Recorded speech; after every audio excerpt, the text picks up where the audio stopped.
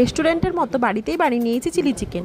মাংসটা ম্যারিনেট করে নিয়েছি, ওর মধ্যে দিয়ে দিয়েছি ডিম, কর্নফ্লাওয়ার, আদা রসুন পেস্ট, গোলমরিচ গুঁড়ো, সব কিছু দিয়ে মেখে রেস্টে রেখে দিয়েছিলাম 2-3 ঘন্টা।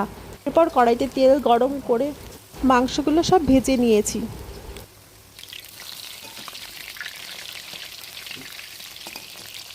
সব মাংস ভেজে নেওয়া হয়ে গেছে। এরপর ওই তেলের মধ্যেই গরম মশলা ফোড়ন দিয়ে আদা রসুন পেস্টটা দিয়ে দিয়েছি। মশলাটা একটু ভেজে নিয়ে ডুমো ডুমো করে কেটে রাখা পেঁয়াজ আর ক্যাপসিকামটা দিয়ে দিয়েছি। সব কিছু হাই ফ্লেমে ভেজে নিয়েছি। ওইদিকে বাটিতে কর্নফ্লাওয়ার গুলে নিয়েছি।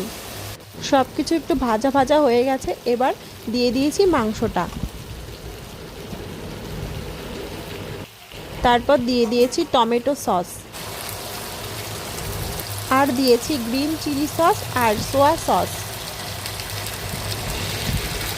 সব কিছু ভালো করে মিশিয়ে কষিয়ে নিয়েছি।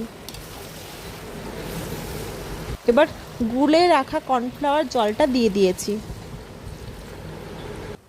কর্নফ্লাওয়ার জলটা দেওয়ার পরে মাখো মাখো হয়ে গেছে। নামানোর আগে অল্প লঙ্কা কুচি দিয়ে দিয়েছি।